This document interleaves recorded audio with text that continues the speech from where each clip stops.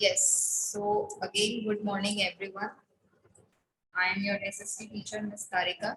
So today we are going to start chapter 1 of history, that is what, where, how, and when. Okay,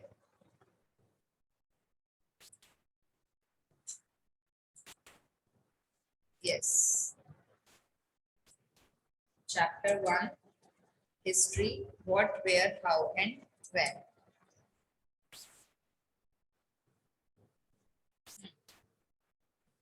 So now we get some introduction about an history.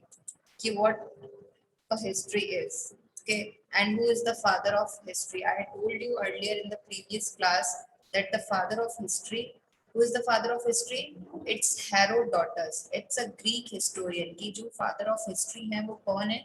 Herodotus है. Okay. So what history is? History is a systematic inquiry into past कि जो हमें past के बारे में कुछ information देता है या हमें कुछ पुराना कुछ पता लगाना होता है या कुछ इंक्वायरी करना होता है तो उसको हम क्या बोलते हैं history it's a systematic inquiry into past past के बारे में अगर हमें कुछ पता करना है तो उसको क्या बोलेंगे history history is a chronological account of events as they took place in the past ये क्या है हिस्ट्री में हमें एक अच्छे से सारे कौन सा इवेंट कौन से टाइम पे हुआ है वो सबका जो है हमें पता चलता है ठीक है हमें पूरी जो है एक अच्छे से पूरा जैसे लाइन वाइज कह सकते हैं आप ठीक है पूरे उसका उसके बारे में जो है हमें एक अच्छे से प्रॉपर इंफॉर्मेशन देता है कि कब जो है वर्ल्ड वॉर 1 हुआ था या उसके बाद कब वर्ल्ड वॉर 2 हुआ था तो उसके बीच में या जितनी भी इंफॉर्मेशन है वो हमें कौन देता है हिस्ट्री देता है जो भी इवेंट्स या जो भी चीजें उस टाइम हुई होती हैं उनके बारे में हमें बताता है okay now Why should we study history? हमें हिस्ट्री क्यों पढ़नी चाहिए कुछ रीजन होगा जब ही आपको बताया गया है कि भाई हिस्ट्री में ये सब चीजें होती तो हमें हिस्ट्री क्यों पढ़नी चाहिए We should study history as it tell about us about our past कि वो जो है हमें पास्ट के बारे में बताता है कि पहले जो है कैसे लोग रहते थे पहले जो है क्या लोग खाते थे और अब अगर हम उसको प्रेजेंट के साथ कंपेयर करना चाहें तो हम कर सकते हैं क्यों क्योंकि हमारे पास पास्ट के बारे में सारी इंफॉर्मेशन अवेलेबल है सारी नहीं तो कुछ चीजें इंफॉर्मेशन अवेलेबल है जिसको हम आज के प्रेजेंट से कंपेयर कर सकते हैं Next, it gives us understanding about our ancient culture and lifestyle. ये क्या है हमें अपने पुराने कल्चर के बारे में या पुराना लाइफस्टाइल लोग कैसे रहते थे ठीक है उसके बारे में बताएगा इसलिए जो हमें हिस्ट्री पढ़नी चाहिए It helps us to learn from the mistake of the past and helps us not to repeat them and take better decision. ठीक है ये एग्जाम्पल आप अपने ऊपर भी ले सकते हैं जैसे ये क्या करता है हमें हमने कुछ पास में जैसे हमने थर्ड क्लास में कम पढ़ाई करी ठीक है अब हमने कम पढ़ाई करी तो हमारा रिजल्ट भी अच्छा नहीं आया तो हम आगे क्या सोचते हैं कि अब हमने जो पास्ट में गलती करी है वो हम यानी कि जब हमने थर्ड क्लास में नहीं पढ़ा तो अब क्या है हम फोर्थ क्लास में उसको अच्छे से पढ़ेंगे या फिफ्थ क्लास में अच्छे से पढ़ेंगे ठीक है तो it tell us to learn from the mistake of the past कि आपने जो पुरानी गलतियां करी है उस उसको आप देखोगे उससे आप सीखोगे और वो आगे इन फ्यूचर आप वैसी गलती नहीं करोगे कोई भी डिसीजन लेने के लिए Is that clear?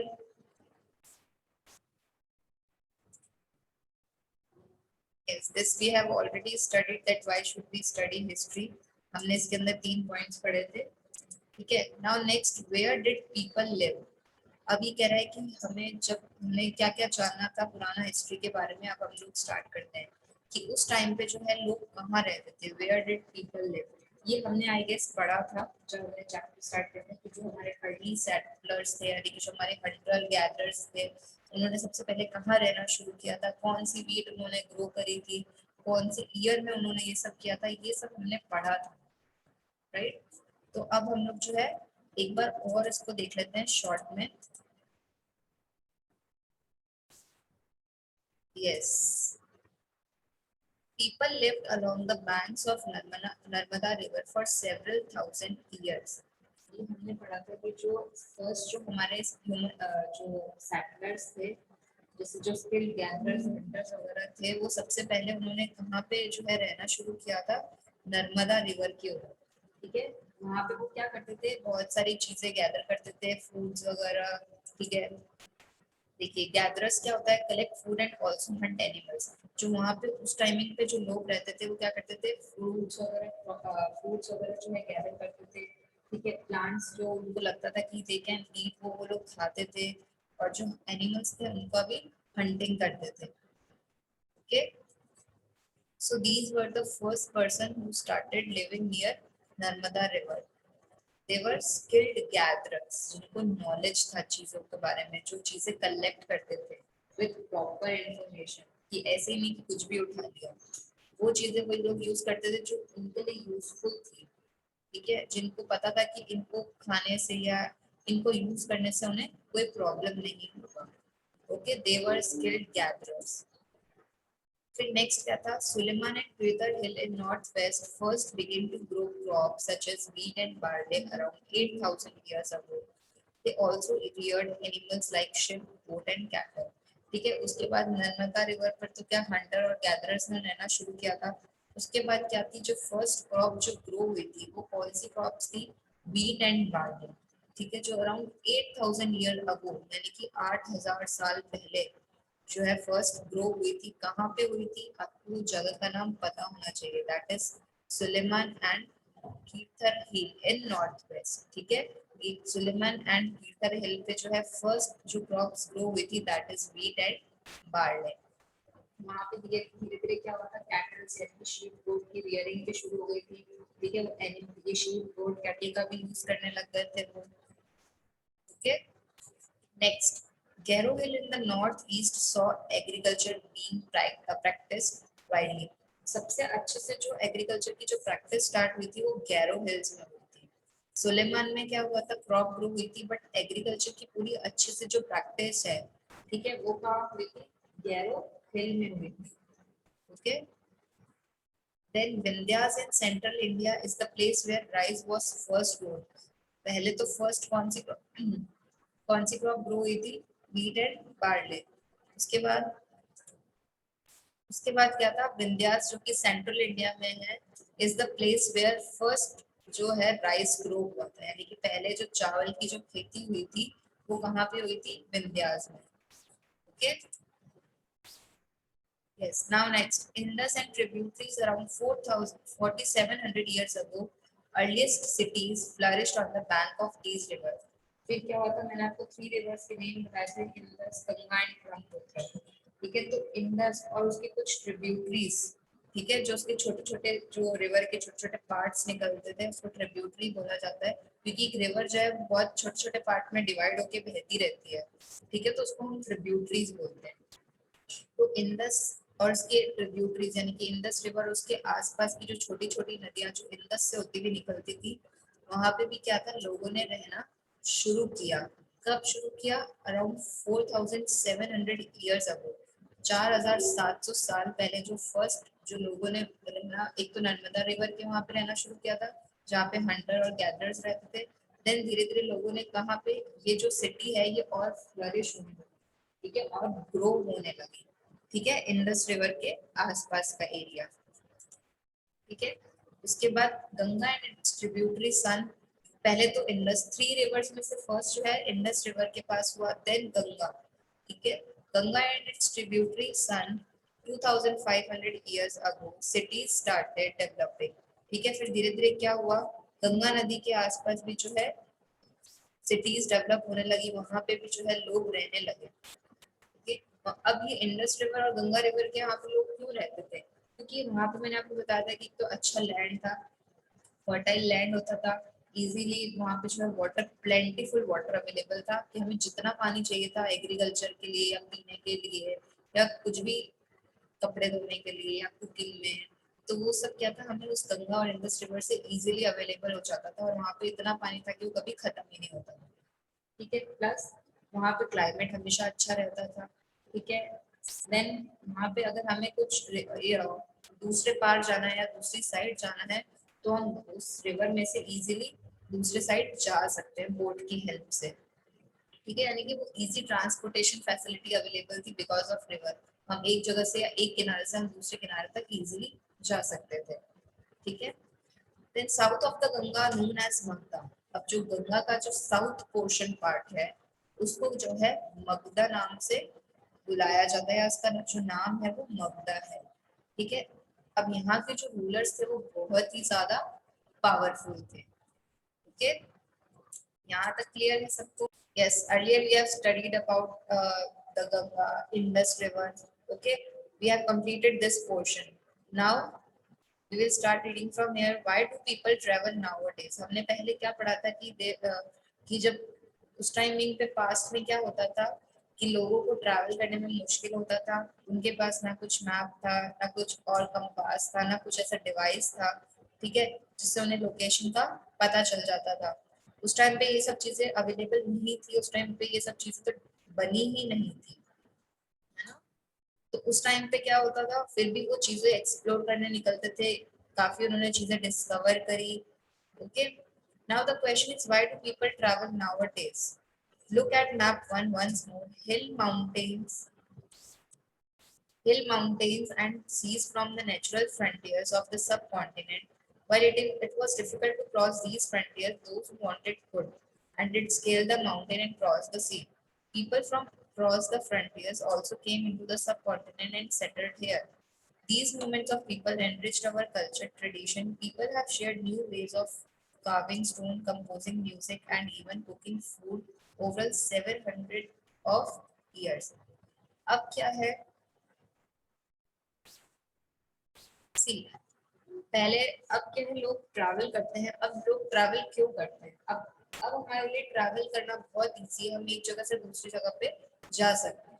ठीक है, तो अब क्या है, लोग एक बॉर्डर से दूसरे बॉर्डर में भी जा सकते हैं, उसको क्रॉस करते हैं विदाउट एनी डिफिकल्टी। पहले तो क्या था ना, रोड्स थी ना कुछ ट्रांसपोर्टेशन का फैसिलिटीज था, तो हमारे पास मुश्किल हो जाता था, बट स्टिल लोग ट्रैवल करते थे। बट आज के टाइम में लोग क्यों ट्रैवल कर रहे हैं? क्योंकि अब बहुत ईजी है ट्रैवलिंग करना। प्लस जब हम किसी दूसरी जगह पे जाते हैं तो हम क्या देखते हैं उनका, दूसरे लोग जब हम अगर हम कहीं जा रहे हैं बाहर, अगर हम लोग बीकानेर के लोग कहीं केरला साइड या चेन्नई साइड जा रहे हैं, तो हम क्या देखते हैं वहां पे, उनका जाके कल्चर देखते हैं, उनका ट्रेडिशन देखते हैं, वो कौन से सॉन्ग सुनते हैं। ठीक है, हम उनके वहाँ पे जो फेमस चीजें होती है या फेमस आर्किटेक्चर जो बिल्डिंग्स होती है हम वो जाके देखते हैं, उनके म्यूजिक्स हमें हम देखते हैं। हम बहुत सी चीजें हम अगर नई जगह पे जाते हैं तो एक्सप्लोर करते हैं। ठीक है, इससे क्या होता है, हमें कुछ ना कुछ सीखने को मिलता है। और हम हमें जो है बहुत सारे हमें कल्चर और ट्रेडिशंस के बारे में पता चलता है डिफरेंट डिफरेंट लोगों का, कि कौन सा कल्चर कैसा है, कौन सा ट्रेडिशन कैसा है। जस्ट बिकॉज हम अगर ट्रैवल कर रहे हैं तो, अगर हम एक ही जगह पे है तो हमें ज्यादा कुछ नहीं पता चलेगा, है ना। बट जितना हम ट्रैवल करते हैं उतना ही हमें जानने को मिलता है। तो कुछ लोग क्या करते हैं, इसी वजह से ट्रैवल करते हैं ताकि उन्हें बहुत सी चीजें देखने को मिले। अब क्या है, बहुत सी चीजें चेंज हो गई है, स्टोन्स पे कार्विंग करना या म्यूजिक कंपोज करना, फूड बनाना, अब पहले से ज्यादा बहुत चीजों में चेंज।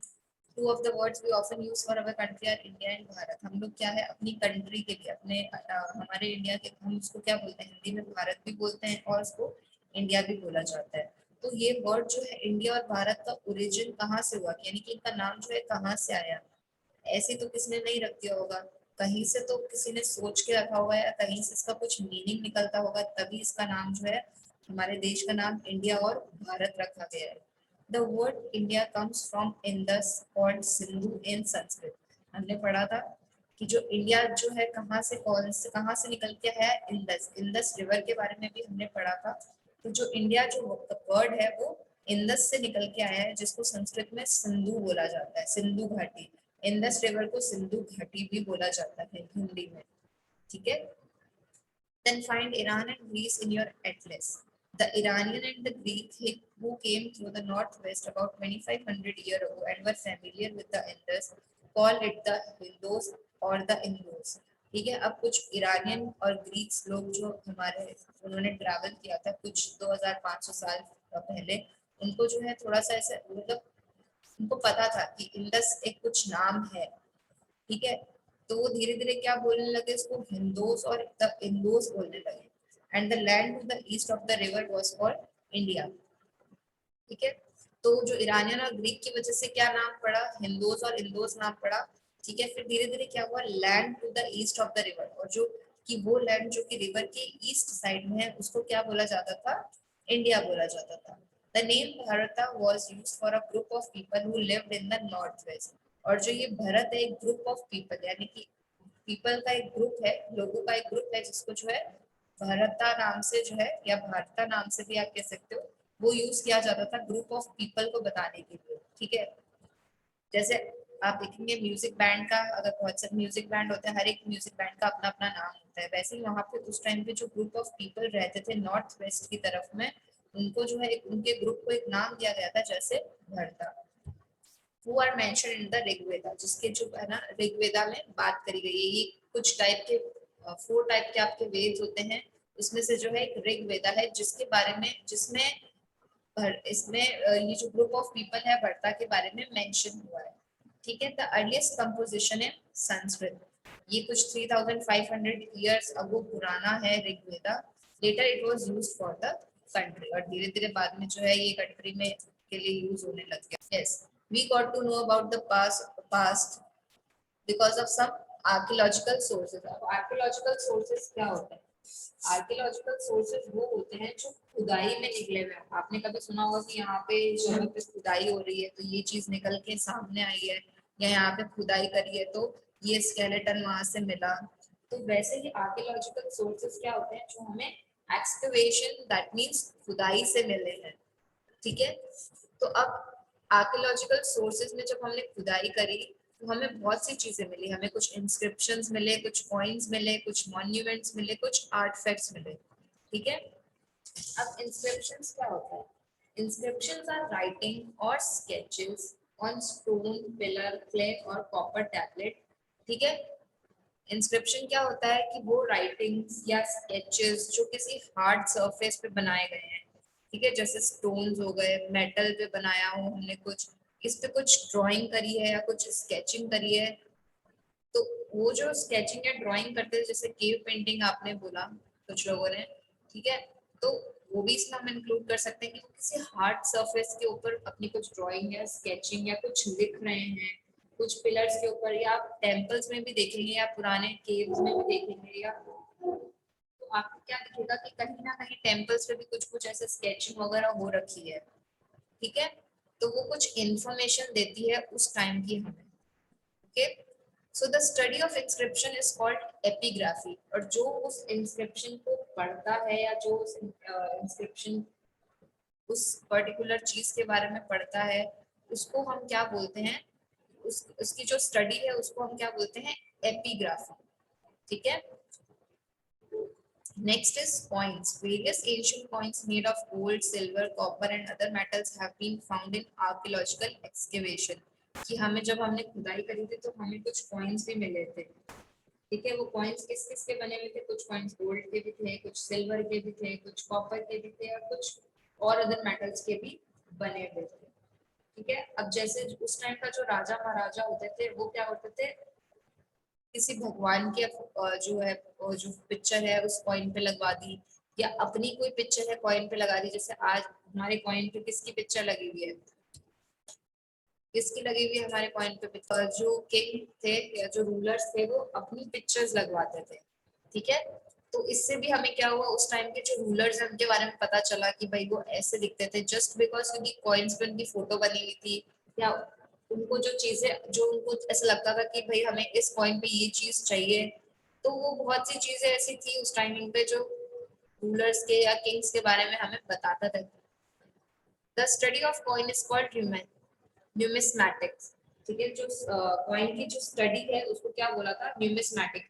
अब उस कॉइन को भी हम देख के एक बार में तो पता नहीं लगा सकते, उसके बारे में पूरा प्रॉपर इंफॉर्मेशन जो होती है उसकी जो स्टडी है उसको न्यूमिस्मैटिक बोला जाता है, और जो इंस्क्रिप्शन की स्टडी करता है उसको एपिग्राफी बोला जाता है। Then next is monuments. These include stupas, temples, cave dwelling, etc. The study of these monuments reveal the culture and spiritual life of ancient people. अब जैसे कुछ पुरानी caves हैं या कुछ temples हैं, ठीक है, उनको देख के भी हम जो है पता लगा सकते हैं पास्ट के बारे में। कुछ एग्जाम्पल दिया हुआ है आपको, अजंता एंड एलोरा केव्स। ठीक है। तो ये जो केव्स है ये भी पुरानी है, जो उस टाइम में कभी किसी राजा महाराजा ने बनाई थी, जिनको देख के भी हम क्या है पास्ट के बारे में स्टडी कर सकते हैं।